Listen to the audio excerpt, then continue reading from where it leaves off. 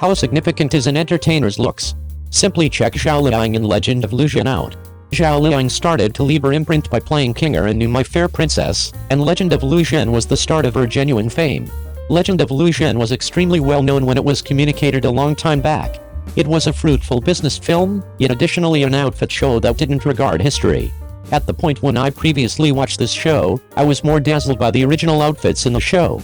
Subsequent to watching the entire show later, I feel that the feelings of the characters are very much gotten a handle on. Then, I will take you to return to this show from the three parts of plot, history, and the exhibition of Lu Zhen, played by Zhao Liying, in the show, and see the reason why it was so famous around then. Did Zhao Liying stand apart in view of her looks? In the first place, professional success. Working environment might not have existed in old times, yet in present-day terms, isn't Lu Zhen's one a marginally extraordinary working environment? What this general public needs most is laborers, so normally there is no work environment. Whether it is currently or when the show was communicated, the working environment is much of the time a hotly debated issue. Prior to the furthest limit of the medieval society, perusing, education, and being the main researcher, and afterward attempting to get advanced, and so forth, appeared to be the syndication of men. In the old mill-overwhelmed working environment, isn't it another point in the work environment that a delightful lady shows up out of the blue and battles as far as possible and gets advanced as far as possible? Albeit the court and castle battling are as yet imperative in the play, the royal residence battling here is not the same as the castle battling of the outwardly worn-out sovereign and mistress seen previously.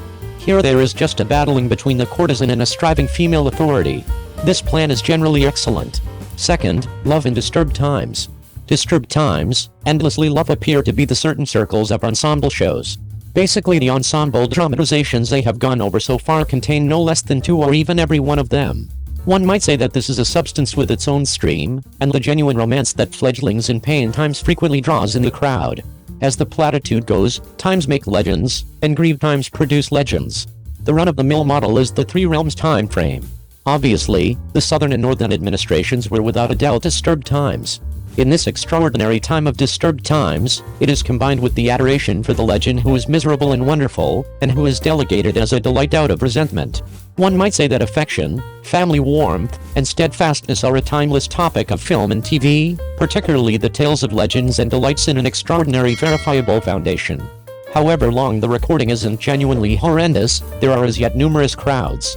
Very much like the narrative of Lu Budayachin in the Three Realms period, I don't have the foggiest idea the number of changes that have been created, yet there is still no lack of crowds each opportunity it emerges. Third, the setting of highs and lows under the sovereign's exceptional blessing. Since monogamy was not rehearsed in antiquated times, authorities and aristocrats frequently had 3 spouses and 4 courtesans, and the head had 72 mistresses and 3 castles and 6 patios. In this unique situation, when the crowd sees that a specific head of the 10th 5 years can really cherish somebody for pink woman, and won't change his words till the very end. This plot is moving to pay attention to, also seeing it in the play. When Gaozan, the magnificent ruler of a nation, just loves Lu Zhen, and just needs to wed one of them, and even sits on the privileged position under one individual or more 10,000 individuals, he can in any case spare individuals of the world as opposed to Lu Zhen. This scene, can the crowd not be moved? At the point when Lu Zhen really buckled down for her entire life, she at last got her desire and turned into a high-positioning authority. She actually had an undeniable level friendship and followed her life in passing. Couldn't you be moved by this scene? Fourth, troublesome equivalent love. In antiquated times, guardians requested go-betweens to say that even love depended on the 3 compliances and 4 temperances. Where did fairness come from? Particularly with the head, not to mention fairness, even love is considerably more double-dealing. The plan in this part of Legend of Lu Zhen is awesome. It is in accordance with current individuals' assumptions for adoration, as opposed to aimlessly following the customary idea of affection. This is admirable. For what reason do you say that?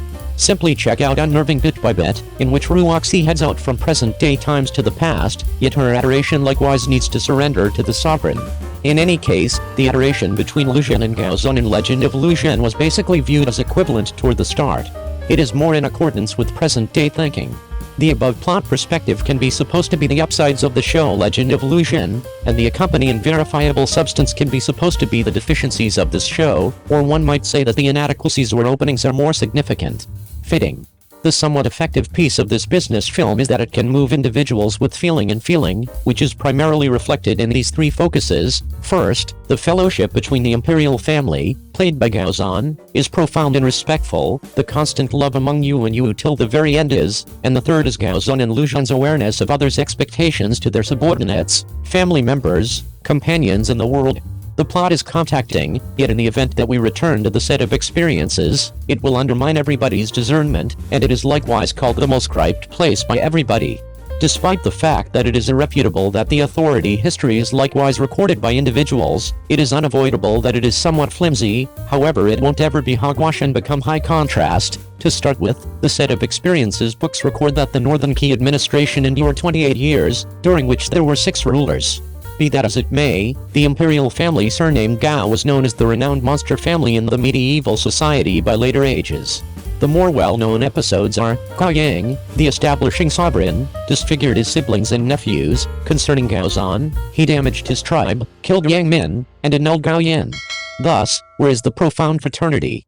Second, the set of experiences books record that Gao Zhan was a notable weak ruler ever, who was extreme, and ultimately passed on from over-the-top drinking and sex, and there was a considerably more silly episode of assaulting the sovereign's significant other. Such a sovereign in the Gao Zhan and Legend of Lu Zhen who is unswerving in adoration till the very end are basically 2 individuals. Accordingly, it is outside the realm of possibilities for Gao Zhan, the weak head of the Northern Qi tradition, to resemble the one in Legend of Lu Zhen. Third, it is gibberish for Gao Zhan to take on the obligations of the world and to revive the Northern Qi administration. In actuality, he killed faithful authorities, yet it is legitimate that he confided in misleading authorities. At last, we should discuss Lu Zhen's exhibition in the play. Leaving to the side verifiable issues, the show Legend of Lu Zhen is still great, and Lu Zhen's exhibition in the dramatization is extremely motivational. I like the job of Lu Zhen without a doubt and the picture it addresses. From her, we can likewise see the progressions in the upsides of homegrown screenwriters. I won't make reference to this until further notice. Lu Zhen is a commonplace producer, a delightful lady, and, surprisingly, a remarkable achiever. As far as vocation advancement, Lu Zhen was unique in relation to the start, entirely able, ready to peruse and compose, ladies in old times seldom read books, and ready to make porcelain. The more significant thing is perseverance and earnestness. At the point when I was a court woman, I had the option to persevere through difficulty and be determined. Likewise, I told the truth and treated individuals lastly won the blessing of the aristocrats. I turned into a 5-star court woman, and afterward turned into an 8th-rank female authority in view of porcelain. The street of battling beasts and advancing has never been going great, being loaded with thorns can be said. Whether confronting hardships from the bosses or the non-compliance of individuals beneath, Lu Zhen can stop them capably through her own capacity. Combined with self-severe necessities and the personality of starting to lead the pack in getting things done, he gradually won everybody's endorsement. It appears to be exceptionally easy to say, however the trouble of doing it might just be known by the people who have encountered it. What's more, during a residency, Lu Zhen likewise step by step comprehended that moderate conspiring and cunning are the method for getting by. Due to being dismissed by a connected family, Lu Zhen had to be moved to confront her heartless old foe Abi. Through coexisting with Abi, she comprehended that individuals' hearts are flatty. Furthermore, while heading to battle Beast subsequently, she can audit the game in time like clockwork and sum up the substance of self-sublimation, in order to arm herself bit by bit to the position she considered. Notwithstanding Lu Zhen's advancement in the work environment, one more significant piece of the plot is her relationship with Gao Zhan. With regards to connections, Lu Zhen is likewise extremely self-assured, not the senseless, wide and sweet courageous woman in affection that everybody frequently says. Like most couples, Lu Zhen's relationship will have knocks and squabbles, however when confronted with profound tests, after the fight, she will consider the way of behaving of the 2 players and give each other a specific measure of resilience. This makes me extremely moved. Indeed, Lu Zhen can be rash, and now and again she doesn't know individuals plainly, however she isn't adequately difficult to be obstinate constantly. She will pay attention to others' perspectives, and assimilate the substance to compensate for her own inadequacies. From being rash and careless to being cool-headed, everything is abandoned. From being muddled about remunerations and disciplines to being methodical in all things, Lu Zhen's development is exceptionally rousing and moving. Subsequent to seeing this toward the end, everybody probably comprehended how significant an entertainer's looks are. Nothing bad can be said about it. An entertainer's appearance is vital, and Lu Zhan's lovely appearance is likewise one of her assets, yet the greatness of a person or a show depends on the entertainer's appearance, yet in addition on acting abilities, as well as the content's molding of the person. Furthermore, the plot plan. I will impart this to you today. What is your take of the film Legend of Lu Zhan?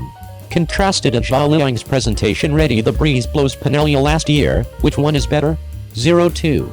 The film No Name delivered the North American variant of the banner, and Wang Yibo's Fanwei drew with Tony Leung. In the early morning of February 1, 2023, the film No Name was authoritatively declared to be screened all the while in the US and Canada on February 17. No Name was composed and coordinated by Chang Emergency Room, featuring Tony Leung and Wang Yibo. Around then, the homegrown film industry surpassed 650 million. On February 7th, No Name delivered the banner of the North American adaptation. Right now, the movies of the film surpassed 800 million. Focus, what's the contrast between these two banners? The first is a banner regularly utilized in China. Tony Leung is before Wang Yibo. Tony Leung shows his entire face, while Wang Yibo just shows half of his face. This shows that Tony Leung is the main episode of No Name, and Wang Yibo is the subsequent episode. What's more, the subsequent banner is a banner that has never showed up in China, and it ought to be another one made by the film group. This is an ordinary two-fold Legends banner, very much like Diabolical Undertakings. Wang Yibo and Tony Leung are as of now on neutral ground. In only 7 days, what was the deal? Will the studio make such a major change? For what reason did you zero in on advancing Tony Leung before, yet presently you need to advance two individuals simultaneously? It is on the grounds that Wang Yibo's presentation in No Name has been commended by additional individuals, lauded, and Wang Yibo's own traffic is exceptionally high, so the film team focused harder on it. Tony Leung's acting abilities are generally excellent, however he is excessively calm, to put it cruelly, excessively flighty. From the finish of No Name to the launch of pre-deals, and afterward to the movie surpassing 800 million, Tony Leung didn't post a solitary Weibo advancement. Tony Leung didn't partake in any of the disconnected roadshows of Unknown, just a video association. Assuming Tony Leung is recording, it is justifiable that he can't request leave. In any case, Tony Leung is as of now not working, he is simply holiday.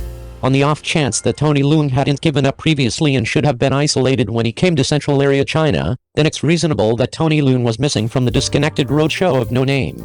However, presently it is delivered, Tony Leung can come to Central Area China whenever, yet he actually hasn't come. As the second cast of No Name, Wang Yibo has showed up on channels ordinarily to advance the film, and has taken part in disconnected roadshows commonly. As a matter of fact, Wang Yibo's work is significantly more than that of Tony Leung, and Wang Yibo lost large chunk of change. So the film group understood which entertainer helps out the advancement, then, at that point, center around who to advance.